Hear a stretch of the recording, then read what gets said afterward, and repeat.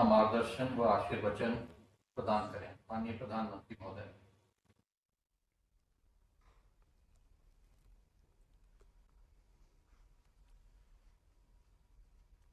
वित्त मंत्री निर्मला जी, केंद्रीय मंत्रिमंडल के मेरे अन्य सहयोगी गण, आरबीआई गवर्नर, विभिन्न मंत्रालयों के सचिव, देश के अलग अलग कोने में मुख्यमंत्री, मंत्रिपरिषद के लोग जो इस कार्यक्रम का नेतृत्व कर रहे हैं, अर्थनीति से जुड़े सभी जानकार, बैंकिंग सेक्टर के एक्सपर्ट्स, अन्य महानुभाव, देवी और सज्जनों, 75 डिजिटल बैंकिंग यूनिट्स, इसके शुभारंभ के इस अवसर पर सभी देशवासियों को हार्दिक शुभकामनाएं। आज देश डिजिटल इंडिया के सामर्थ्य का फिर एक बार साक्षी बन रहा है।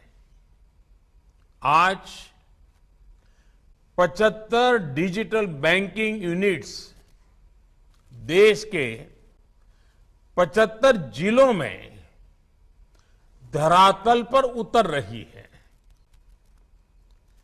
मैं इस मिशन से जुड़े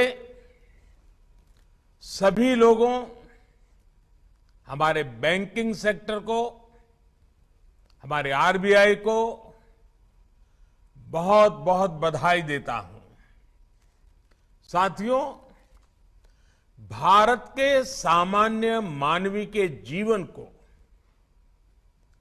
आसान बनाने का जो अभियान देश में चल रहा है, डिजिटल बैंकिंग यूनिट्स उस दिशा में एक और बड़ा कदम है। ये सिर्फ एक ऐसी विशेष बैंकिंग व्यवस्था है जो मिनिमम डिजिटल इंफ्रास्ट्रक्चर से मैक्सिमम सेवाएं देने का काम करेगी। ये सेवाएं कागजी लिखापट्टी और झंझटों से मुक्त होगी और पहले से कहीं ज्यादा आसान होगी। यानी इनमें सुविधा होगी और एक मजबूत डिजिटल बैंकिंग सुरक्षा भी होगी। गांव में, छोटे शहर में कोई व्यक्ति जब डिजिटल बैंकिंग यूनिट की सेवाएं लेगा तो उसके लिए पैसे भेजने से लेकर लोन लेने तक सब कुछ आसान हो जाएगा, ऑनलाइन हो जाएगा।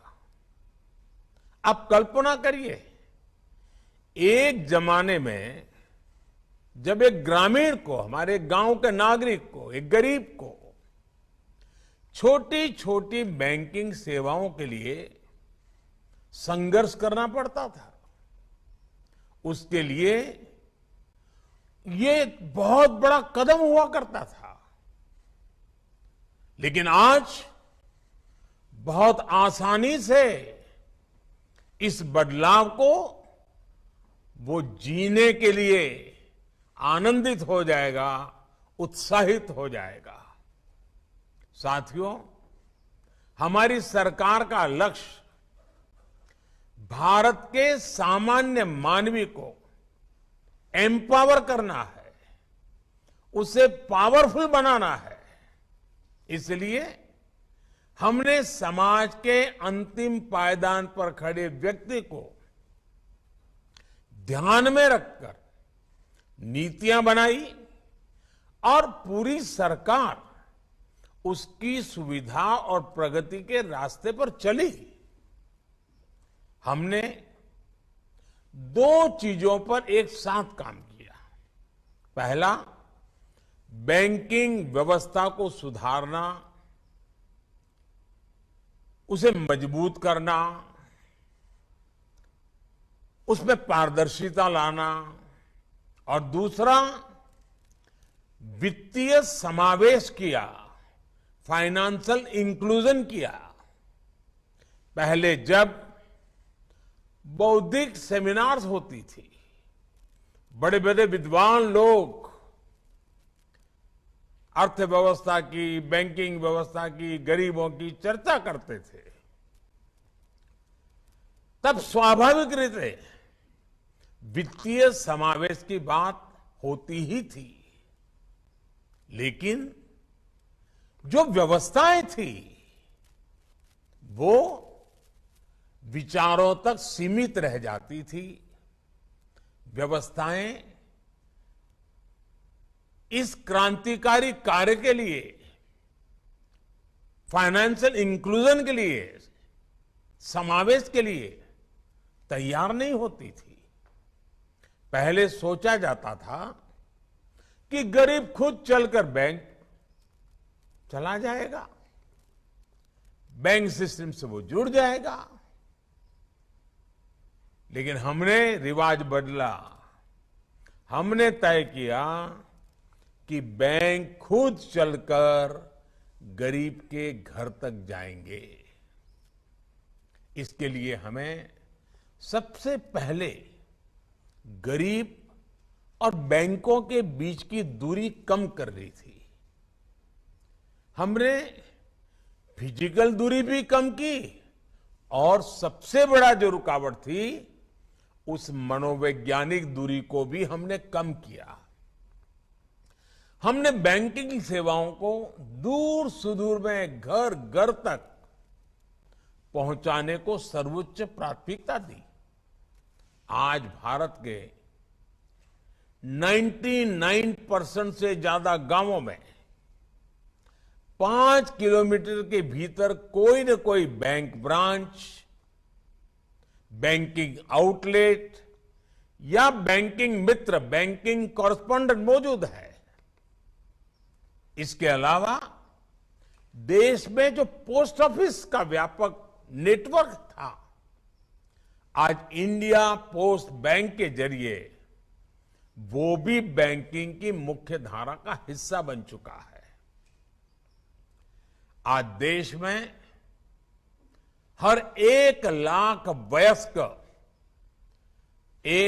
वयस्क आबादी पर जितनी बैंक शाखाएं मौजूद हैं, वो जर्मनी, चीन और दक्षिण अफ्रीका से ऐसे देशों से भी ज्यादा है। साथियों, हम सामान्य मानवी के जीवन स्तर को बदलने का संकल्प लेकर के दिन रात मेहनत कर रहे हैं। हमारा संकल्प है व्यवस्थाओं में सुधार का, हमारा संकल्प है पारदर्शिता लाने का, हमारा संकल्प है आखिरी पंक्ति में खड़े व्यक्ति तक पहुंचने का। जब हमने जनधन अकाउंट की मुहिम शुरू की तो कुछ आवाजें उठी कि गरीब बैंक खाते का क्या करेगा। यहां तक कि इस फील्ड के कई एक्सपर्ट भी नहीं समझ पा रहे थे कि इस अभियान का महत्व क्या है। लेकिन बैंक खाते की ताकत क्या होती है, ये आज पूरा देश देख रहा है। मेरा देश का सामान्य से सामान्य नागरिक अनुभव कर रहा है। बैंक और बैंक खातों की वजह से हमने गरीबों को बहुत कम प्रीमियम पर बीमा की सुविधा दी। बैंक खातों की ताकत से जुड़ने के बाद गरीबों को बिना गारंटी लोन मिलने का रास्ता खुल गया। बैंक अकाउंट होने की वजह से गरीब लाभार्थियों तक सब्सिडी का पैसा सीधे उनके खाते में पहुंचा। बैंक खातों के जरिए ही गरीबों को घर बनाना हो, शौचालय बनाना हो, गैस की सब्सिडी प्राप्त करना हो, उनको सीधे उनके खाते में दिया जा सका।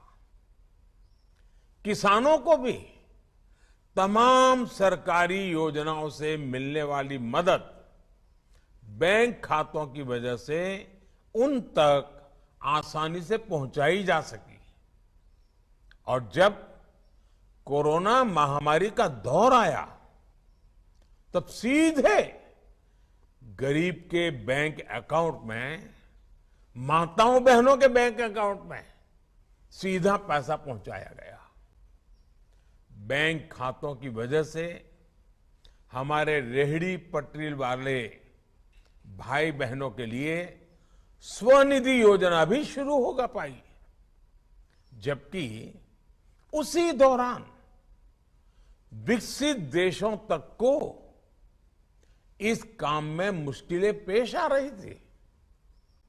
आपने सुना होगा,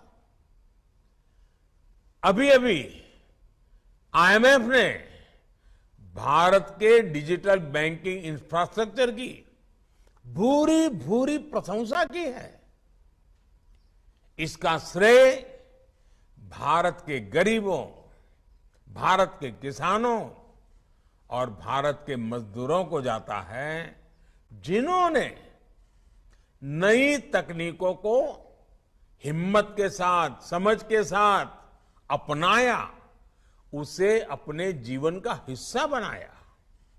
साथियों, वित्तीय भागीदारी जब डिजिटल भागीदारी से जुड़ जाती है तो संभावनाओं का एक नया विश्व खुलने लग जाता है। यूपीआई जैसा बड़ा उदाहरण हमारे सामने है और भारत इसके लिए गर्व करता है। यूपीआई अपने तरह की दुनिया की पहली टेक्नोलॉजी है, लेकिन भारत में आप इसे शहर से लेकर गांव तक,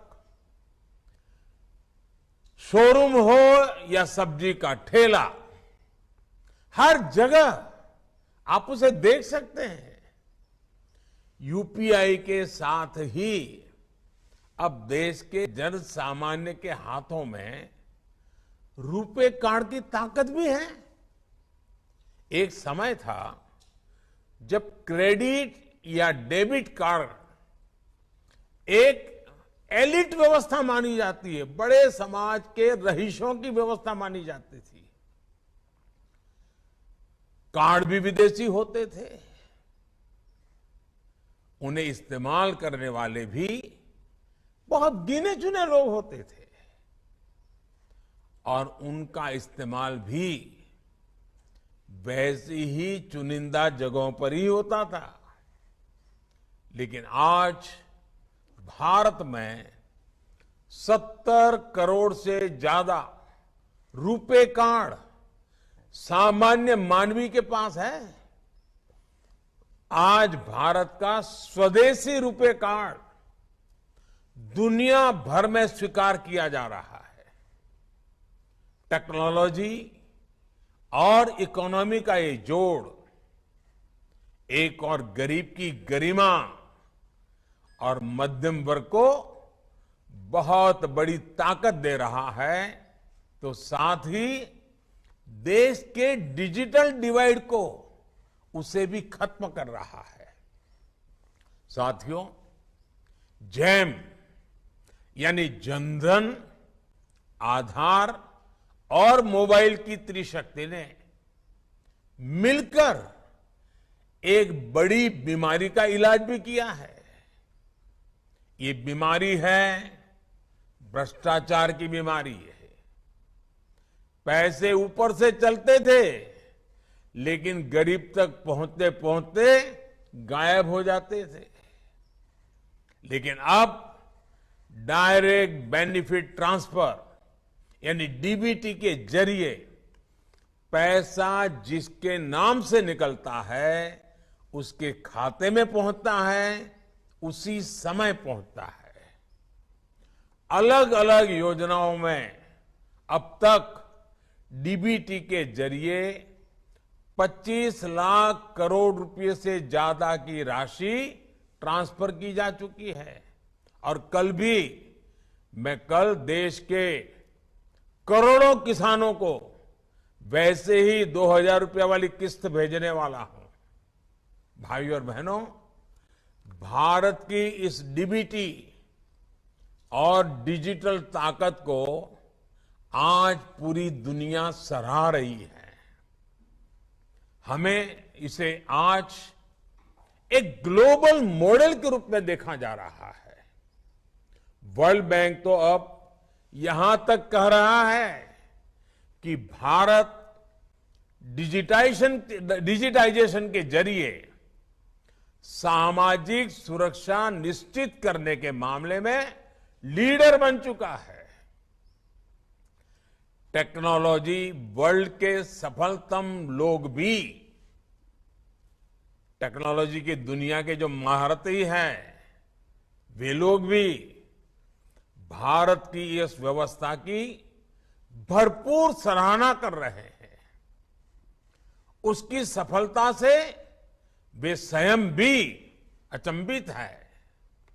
भाइयों और बहनों, आप कल्पना करिए, जब डिजिटल भागीदारी और आर्थिक भागीदारी की इतनी ताकत है, तो दोनों की 100% क्षमता के इस्तेमाल से हम अपने देश को किस ऊंचाई तक ले जा सकते हैं।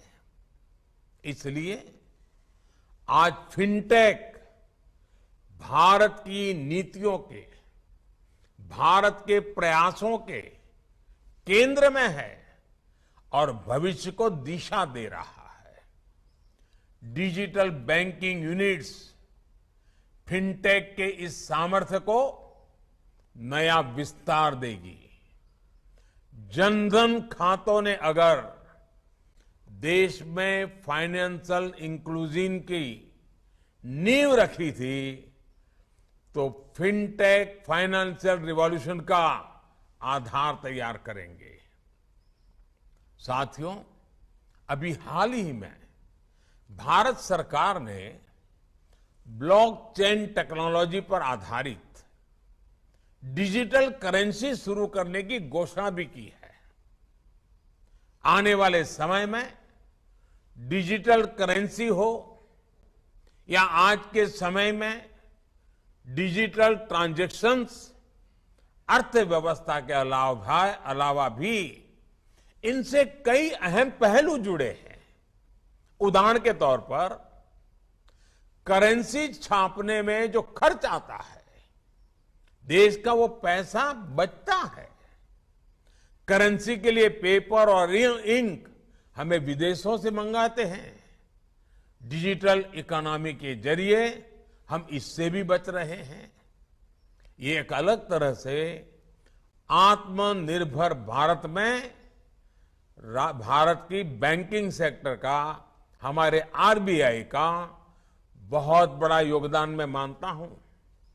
साथ ही कागज की खपत कम होने से पर्यावरण को भी एक बड़ा लाभ होगा।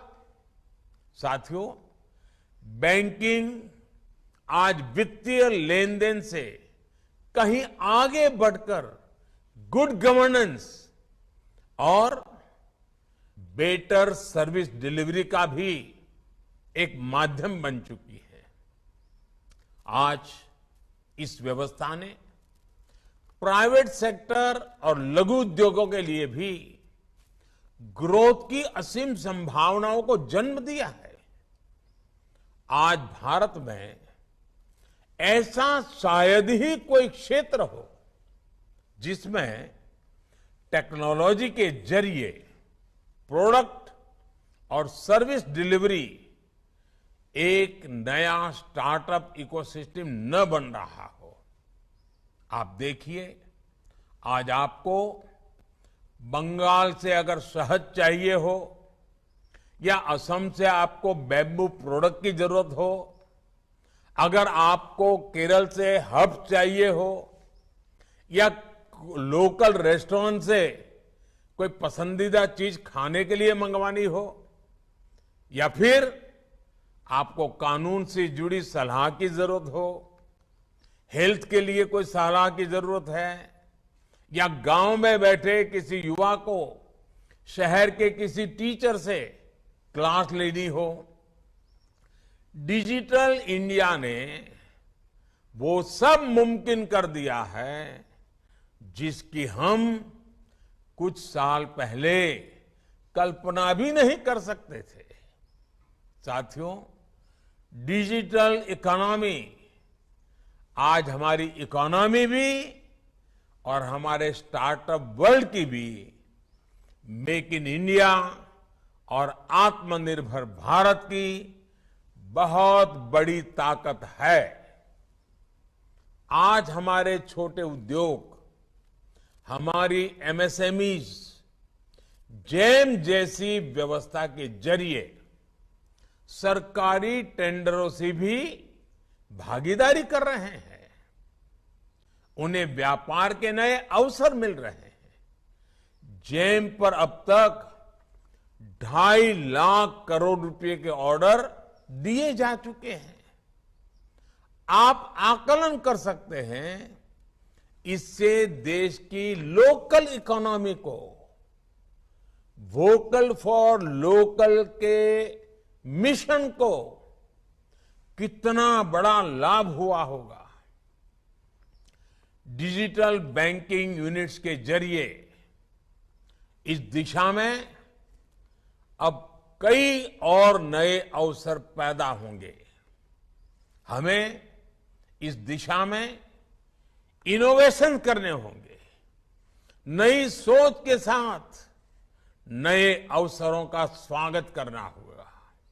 साथियों, किसी भी देश की अर्थव्यवस्था उतनी ही प्रगतिशील होती है जितना वहां का बैंकिंग सिस्टम मजबूत होता है। आज भारत की इकोनॉमी एक निरंतरता के साथ आगे बढ़ रही है। ये इसलिए मुमकिन हो रहा है क्योंकि इन 8 वर्षों में देश 2014 के पहले वाले फोन बैंकिंग सिस्टम से डिजिटल बैंकिंग पर शिफ्ट हो गया है। 2014 से पहले की फोन बैंकिंग आप लोगों को भली भांति याद होगा और समझ गए होंगे। बैंकों को ऊपर से फोन आता था और तय होता था कि बैंक कैसे काम करें, किसे पैसे दें। इस फोन बैंकिंग राजनीति ने बैंकों को असुरक्षित कर दिया, गड्ढे में उतार दिया, देश की अर्थव्यवस्था को असुरक्षित कर दिया था। हजारों करोड़ के घोटालों के बीच निरंतर घोटाले की खबरें आया करती थी। लेकिन अब डिजिटल बैंकिंग से सब पारदर्शी तरीके से चल रहा है। हमने एनपीए की पहचान के लिए पारदर्शिता लाने की दिशा में काम किया। लाखों करोड़ रुपए बैंकिंग व्यवस्था में वापस आए। हमने बैंकों को रिकैपिटलाइज किया। विलफुल डिफॉल्टर्स के खिलाफ एक्शन लिया। प्रिवेंशन ऑफ करप्शन एक्ट में भी सुधार किया गया। एनपीए से जुड़े मुद्दों को सुलझाने में आईबीसी की मदद में तेजी लाई गई। हमने लोन के लिए भी टेक्नोलॉजी और एनालिटिक्स के इस्तेमाल को बढ़ावा दिया, जिससे एक पारदर्शी और वैज्ञानिक व्यवस्था खड़ी हो सके। बैंकों के मर्जर जैसे महत्वपूर्ण निर्णय पॉलिसी पैरालिसिस के शिकार थे। देश ने उन्हें भी उतनी ही मजबूती से निर्णय किए, कदम उठाए। आज निर्णयों के नतीजे देश के सामने हैं, दुनिया सराहना कर रही है। डिजिटल बैंकिंग यूनिट जैसी नई शुरुआत और फिनटेक के इनोवेटिव इस्तेमाल के जरिए अब बैंकिंग व्यवस्था के लिए एक नई सेल्फ ड्रिवन मैकेनिज्म तैयार हो रहा है। हम इससे उपभोक्ताओं के लिए जितनी ऑटोनॉमी है, बैंकों के लिए भी उतनी ही सुविधा और पारदर्शिता है। मैं चाहूंगा इस तरह की व्यवस्थाओं को कैसे और व्यापक बनाया जाए, कैसे इसे लार्ज स्केल पर आगे बढ़ाया जाए। इस दिशा में सभी स्टेक होल्डर्स काम करें। हमारे सभी बैंक ज्यादा से ज्यादा लोगों को डिजिटल व्यवस्थाओं से जोड़ने का टारगेट रखे। एक आग्रह मैं आपसे करना चाहता हूं, खास करके मेरे बैंकिंग सेक्टर के लोगों से कहना चाहता हूं और बैंकों से जुड़े हुए गांव-गांव फैले हुए छोटे जो कारोबारी है, छोटे व्यापारी है, आप दोनों से मेरा आग्रह है। और जब आजादी का अमृत काल है, मैं आपसे देश के लिए ये आग्रह करके मैं आशा करता हूं कि आप इसको पूरा करेंगे।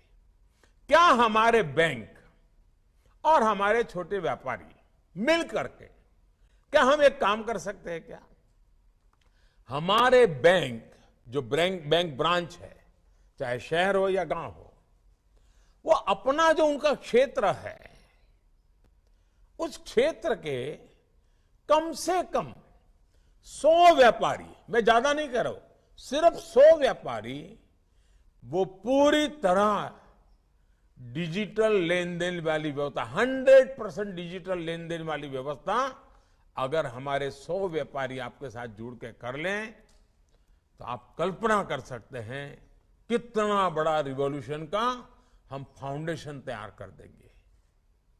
भाइयों बहनों, ये देश के लिए एक बहुत बड़ी शुरुआत हो सकती है। मैं आग्रह कर सकता हूं, इसका लिए कोई कानून नहीं बना सकता, नियम नहीं बना सकता, और जब आप उसका फायदा देखेंगे ना, फिर मुझे दोबारा 100 के 200 करने के लिए किसी को नहीं समझाना पड़ेगा।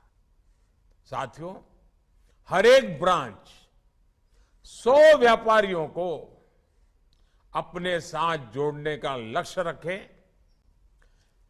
आज जनधन अकाउंट की जो सफलता है ना, उसका मूल कारण बैंक ब्रांच में बैठे हुए हमारे छोटे मोटे जो साथी है, हमारे मुलाजिम है, उन्होंने उस समय जो मेहनत की, गरीब की झोपड़ी तक जाते थे, सैटरडे संडे भी काम करते थे, उसके कारण जनधन सफल हुआ। उस समय जिन जिन बैंक के हमारे साथियों ने जनधन को सफल किया, आज देश उसकी ताकत देख रहा है। अगर आज जो बैंकिंग व्यवस्था को देखते हैं, जो ब्रांच को संभालते हैं, वो अपने क्षेत्र के, अपनी बैंक के कमांड एरिया के 100 व्यापारियों को प्रेरित करें, एजुकेट करें, उनको जोड़ें, आप एक बहुत बड़े रिवॉल्यूशन के नेतृत्व आपके हाथ में होगा। मुझे विश्वास है ये शुरुआत हमारे बैंकिंग सिस्टम और इकोनॉमी को एक ऐसे मुकाम पर ले जाएगा जो फ्यूचर रेडी होगा और ग्लोबल इकोनॉमी को लीड करने की काबिलियत रखेगा। इसी शुभकामनाओं के साथ मैं भारत के वित्त मंत्री, भारत का वित्त मंत्रालय, हमारे आरबीआई गवर्नर, आरबीआई की टीम, हमारे बैंकिंग सेक्टर से जुड़े हुए सभी छोटे मोटे साथी, आज आप सब मेरी तरफ से बहुत बहुत अभिनंदन के अधिकारी हैं, क्योंकि आपने देश को एक बहुत बड़ी सौगात दी है और देश के वासियों को भी इस अनमोल सौगात के लिए, दिवाली के पूर्व इस महत्वपूर्ण सौगात के लिए और आजादी के 75 साल और 75 डिजिटल बैंकिंग यूनिट अपने आप में सुभग संयोग है। बहुत बहुत शुभकामनाएं। बहुत बहुत धन्यवाद।